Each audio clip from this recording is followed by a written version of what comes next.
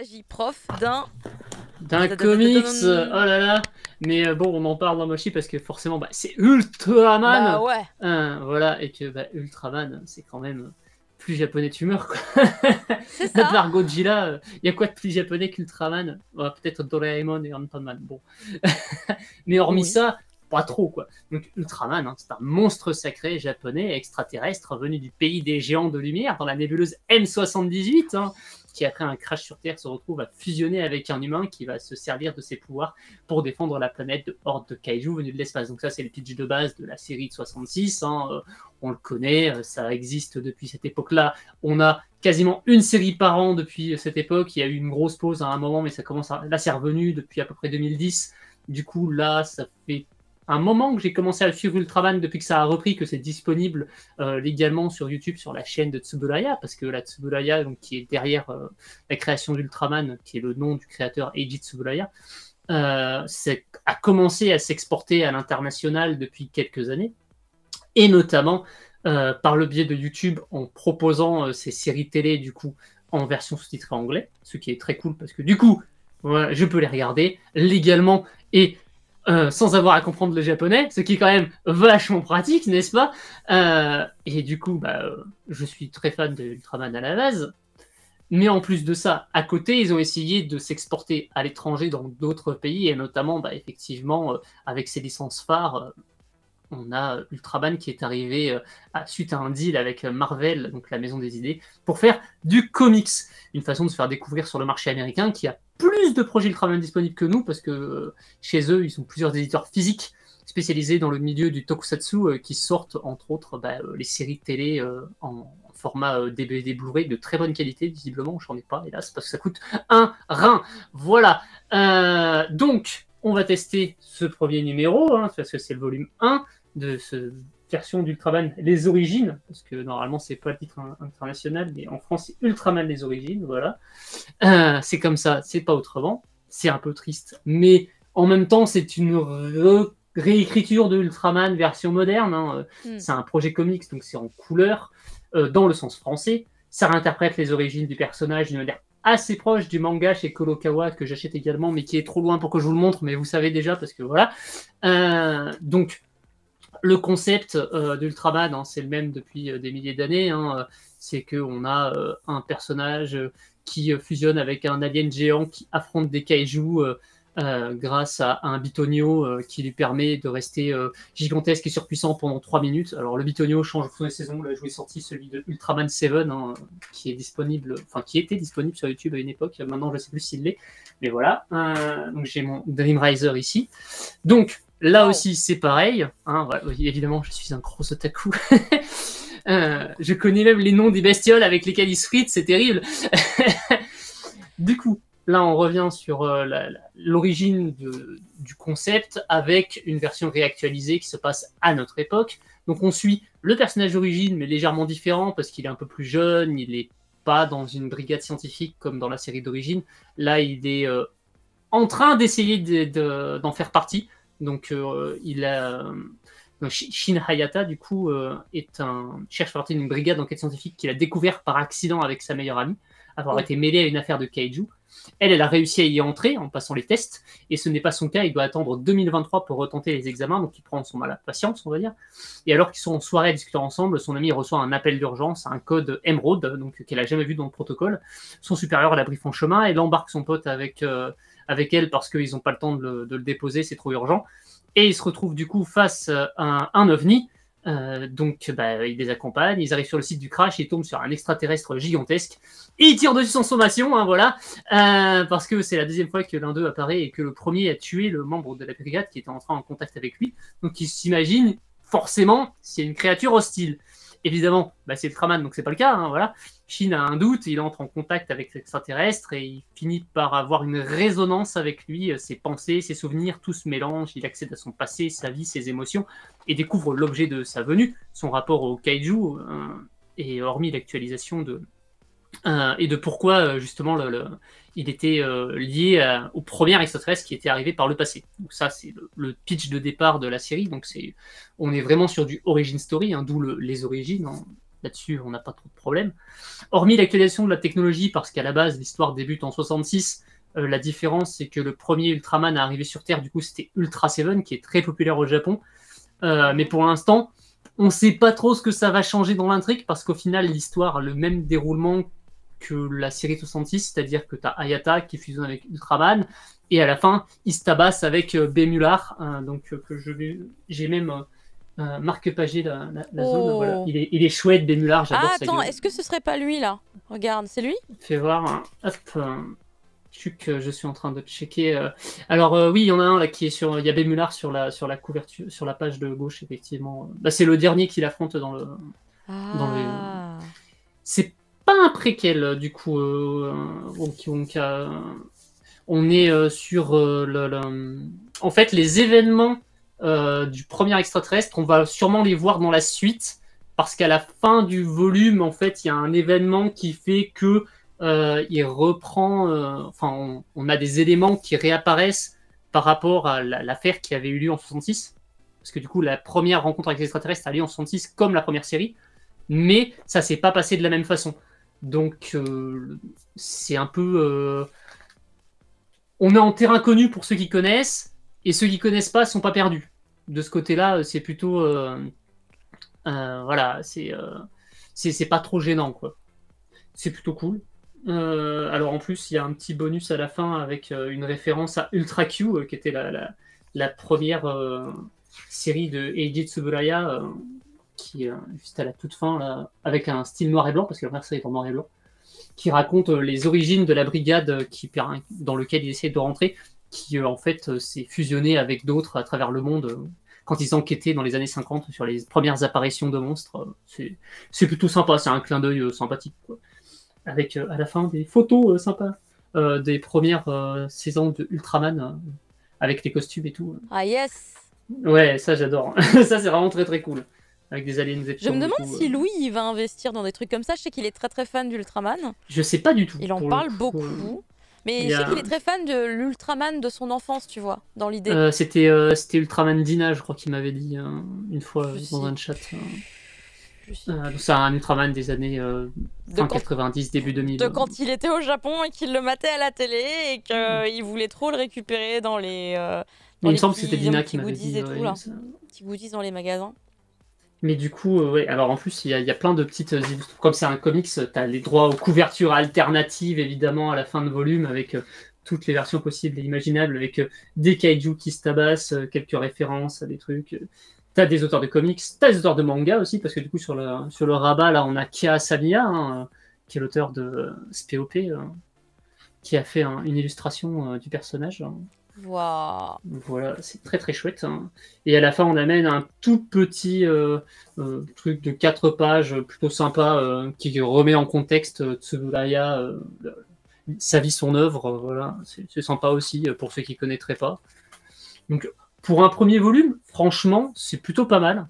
On se perd pas dans l'histoire. Ceux qui connaissent déjà sont pas en terrain inconnu, mais ont quand même assez de nouveautés pour se dire que ça vaut peut-être le coup de continuer. Surtout qu'à la toute fin, il y a quand même une petite accroche où tu te dis « Ah, ça peut aller vers quelque chose d'intriguant. » Puis le rapport à Ultra Q est aussi plutôt sympa.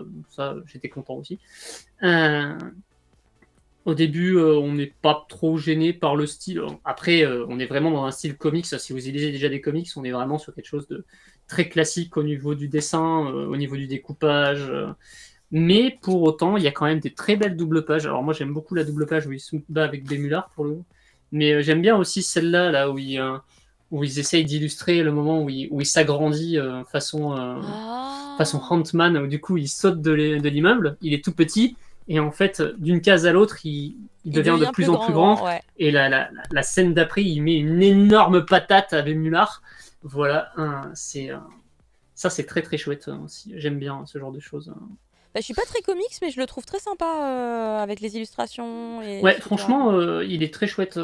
En plus, je le trouve assez généreux en termes de pages pour un comics, parce que d'habitude, bon après, on n'est pas sûr. On est sur un format relié, parce que d'habitude, les comics, c'est des petits fascicules de 20 pages aux États-Unis, mais chez nous, ça marche pas ce genre de truc. Du coup, il y a combien de pages là ? Là, on est sur du. Normalement, ça devrait être numéroté, non ? Je sais pas.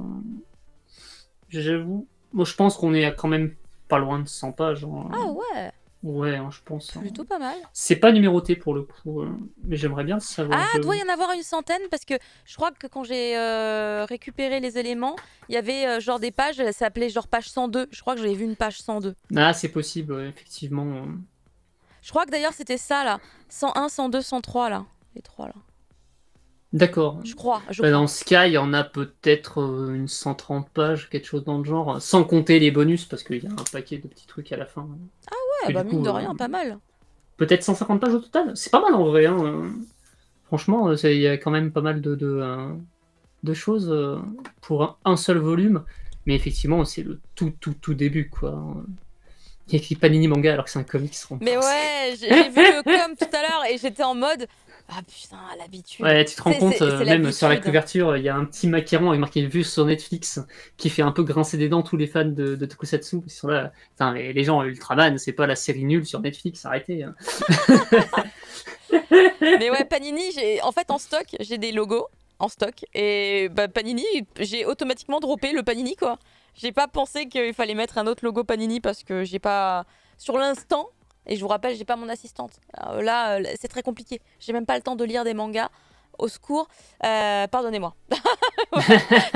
Soumis Marcel. La pauvre. Il y a mon chat qui s'en va, regardez. Mon chat me fuit. Mon chat, il m'a fui. J'espère que t'as le logo Panini. Alors non, mais par contre, si tu veux, il y a le logo Marvel absolument partout, parce que bah, c'est Marvel, hein, voilà, donc Marvel ici, Marvel là, Marvel derrière, avec Panini Comics. Là, il y a marqué Comics, tu vois, il n'y a pas marqué Panini Manga, par contre, tu vois, c'est vraiment... On est sur du comics. Et la couverture, bien sûr, on a reconnu, hein, c'est Alex Ross hein, sur l'illustration. C'est un très très grand illustrateur du monde du comics. C'est joli, hein. Franchement, non mais dans l'intégralité, tout est plutôt très sympa. Non, c'est vraiment très chouette. Hein. Moi, j'aime beaucoup ce qui a été fait sur ce comics. Je vais sûrement acheter la suite, d'ailleurs, hein, puisque celui-là, on me l'a envoyé, mais j'achèterai le reste. Hein.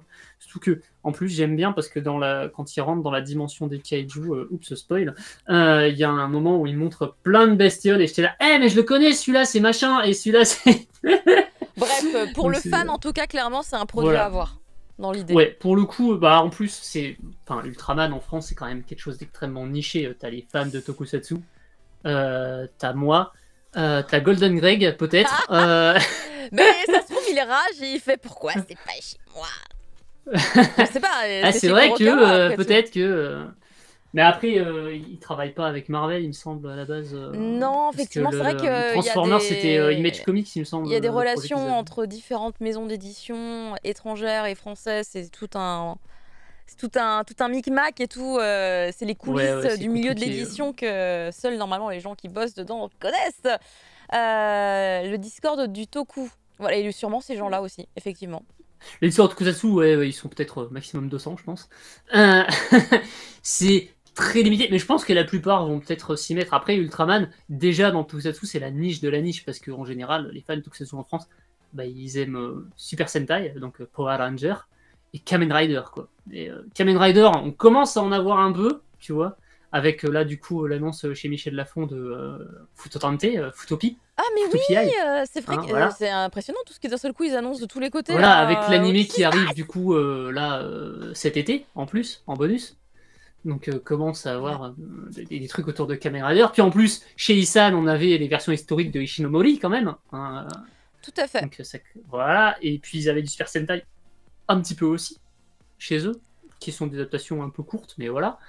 Mais ça, c'est du manga, donc c'est à la base du dérivé, parce que le Tokusatsu, on est d'accord que c'est des produits à la base, c'est de la série, c'est du cinéma, c'est des trucs filmés, avec du live, avec des gens, des maquettes, des costumes, des effets spéciaux un peu ridicules quand c'est vieux, moins ridicules quand c'est récent. Alors voilà, c'est un peu on est plus sur du dérivé pour des gens qui ne connaîtraient pas, et comme en France, c'est compliqué d'avoir accès à cet univers-là autrement que par des chemins de druides, à l'exception de quelques rares productions comme Ultraman, où effectivement, là, Tsuburaya a lancé une chaîne YouTube où il présente tout l'univers Ultraman par le biais de ressorties. Là, en ce moment, je crois qu'ils sont Et sur... du coup, c'est une chaîne YouTube où on peut accéder, c'est pas géolocalisé pour le Japon. C'est pas géolocalisé, non, moi j'ai mais il regardé faut le préciser, Ultraman Z c'est dessus, important j'ai regardé parce que Ultraman Trigger dessus le aussi. Japon, c'est le roi de la géolocalisation, donc c'est bien de le dire. Ouais, non, C'est bien eux, de c'est le vraiment, préciser. le but, c'est vraiment de toucher l'international avec ce chaîne-là. Hein. C'est Tsuburaya Global, je crois d'ailleurs, ça s'appelle. Il me semble que c'est ça. Ok. Mais il y a vraiment tout dessus. Et tu as le japonais et tu as l'anglais. Mais par contre, il n'y a pas le français. Donc ça, Non mais bon, ça on s'y attend, enfin ça me semble presque logique, hein. Mais si au moins il y a l'anglais, c'est ouais, voilà, c'est déjà ça. pas mal. Ah, apparemment il y a portugais aussi. Ouais, ça dépend. Apparemment, il y a un peu... après, il y a des... Il y a des pour le pays Brésil. où effectivement... Ça doit être pour voilà. le Brésil. C'est Le ça. Brésil, le Portugal. Il y a des pays où le tokusatsu est extrêmement populaire et c'est vrai que Ça se tu trouve as l'Amérique latine, c'est le cas. l'Amérique latine et tu as l'Asie du Sud-Est, type les Philippines, qui sont extrêmement friandes de ce genre de choses. Et c'est vrai que ils ont même eu leur propre production Ultraman. Il y a plein d'autres langues en vrai, effectivement. Mais il moi, n'y a pas le français, effectivement, il n'y a que l'anglais que je comprends. Donc voilà. Il n'y a pas le français. Il n'y a pas le français, parce que c'est pas encore assez populaire chez nous. Mais peut-être que ça viendra un jour. C'est vrai que là-dessus, on a joué le match chance parce qu'ils se sont lancés un peu au moment où YouTube avait dit « Ah, mais les sous-titres collaboratifs, on arrête. » Ah, bah va te faire foutre. C'est sympa. C'est ce qui a fait chier aussi avec la chaîne Toei Tokusatsu World, quand ils ont annoncé qu'ils lançaient des séries Kamen Rider et tout avec sous-titres, et que on allait avoir les trucs sous-titrés par les fans, et que derrière, dans le mois d'après, en fait, YouTube a supprimé la possibilité de le faire, quoi. Et du coup, on n'avait que 2 épisodes de dispo à chaque fois qui étaient sous-titrés en français, en anglais. Enfin voilà, c'est un peu con, mais c'est comme ça. Là, non, c'est pas le cas. Donc, si on veut découvrir ce genre de choses, c'est plutôt sympa. Donc, mais, Ultraman, les origines. Alors, je crois que je n'ai pas posé la question, mais est-ce que tu as le prix? Parce que pour le coup, c'est un comics, donc j'ai aucune idée du tarif classique. Effectivement, j'avais le prix quelque part. Sachant qu'il y a déjà 5 tomes de mémoire sortie dans le pays d'origine. C'est le code prix de Panini, c'est le code 10 de mémoire. Mais je vais aller checker de suite. Je pense qu'on est autour de 15 €, mais à vérifier.